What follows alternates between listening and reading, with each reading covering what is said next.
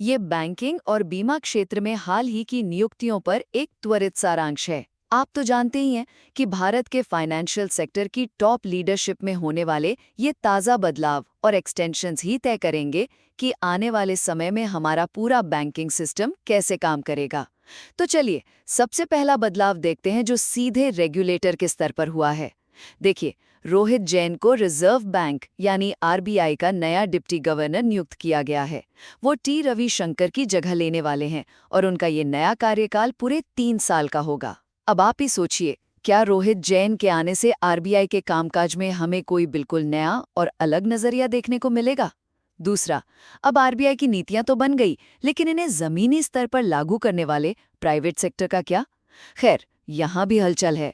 Karur Vysya bank ने रमेश बाबू को अपना नया एमडी और सीईओ नियुक्त किया है और इनका ये कार्यकाल 2 साल का रहेगा।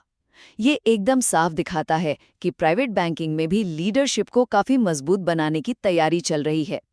अंत में अगर हम पब्लिक सेक्टर की बात करें तो वहां पूरा फोकस स्थिरता पर है। बैंक ऑफ बड़ौदा के एमडी और सीईओ देवदत्त चंद और बैंक ऑफ इंडिया के एमडी रजनीश कर्नाटक, इन दोनों ही दिग्गजों का कार्यकाल अगले 3 साल के लिए बढ़ा दिया गया है। अब आप पूछेंगे कि बड़े बदलावों के इस दौर में इन पुराने चेहरों पर ही भरोसा क्यों? तो भाई, बात सीधी सी है। शायद इस वक्त बड़े सरकारी बैंकों के लिए स्टेबिलिटी ही सबसे मजबूत रणनीति है। नए चेहरों की एंट्री और पुराने दिग्गजों के इस बेहतरीन कॉम्बिनेशन के साथ ये नई बैंकिंग लीडरशिप भारत के वित्तीय भविष्य को एक बेहद मजबूत दिशा देने के लिए पूरी तरह तैयार है।